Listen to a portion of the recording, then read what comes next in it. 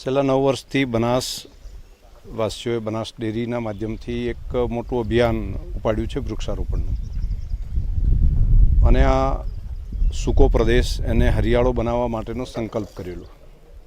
દર વર્ષે 1 કરોડથી વધારે વૃક્ષોનું વાવેતર કરવું, એનું જતન કરવું.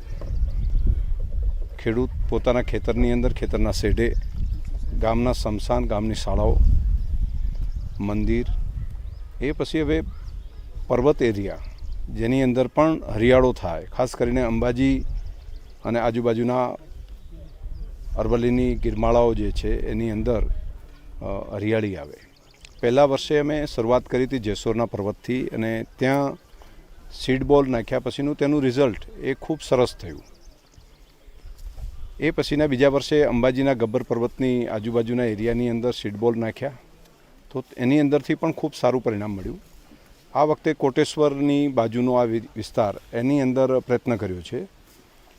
લાખોની સંખ્યામાં સીડ બોલ બનાવીએ છીએ. સીડ બોલ એટલે ગાયનું છાણ, માટી, એનો એક ગોળો બનાવવાનો અને એને સુકાવી અને એની અંદર એક હોલ રાખવાનો. એ હોલમાં પછી સીડ્સ મૂકી દેવાનું, પછી એને પેક કરવાનું. તો જ્યારે એ સીડ બોલ જ્યાં નાખીએ છીએ ત્યાં આગળ વરસાદ આવે એ ટાઈમે એમાંથી અંકુરિત થઈને એક વૃક્ષ બની જાય છે. એટલે એક નેચરલ નર્સરીનું કામ કરે છે. પર્વતો ઉપર ઘણા વર્ષોથી ઉપરની ટોચ ઉપર જોઈશું તો વૃક્ષો ત્યાં ઘટી ગયા છે, જેથી કરીને તે સીડ્સ પણ નથી પહોંચતા. તો ત્યાં બિયારણ પહોંચાડીએ. અને ખાસ અમે જિલ્લાવાસીઓ ભેગા મળીને સીડ્સ બોલ રહીને પર્વતો ઉપર પહોંચીએ છીએ. હજારોની સંખ્યામાં લોકો પર્વત ઉપર જઈને હાથમાં નાની કોદાળી સાથે ત્યાં દાટીને આવે છે.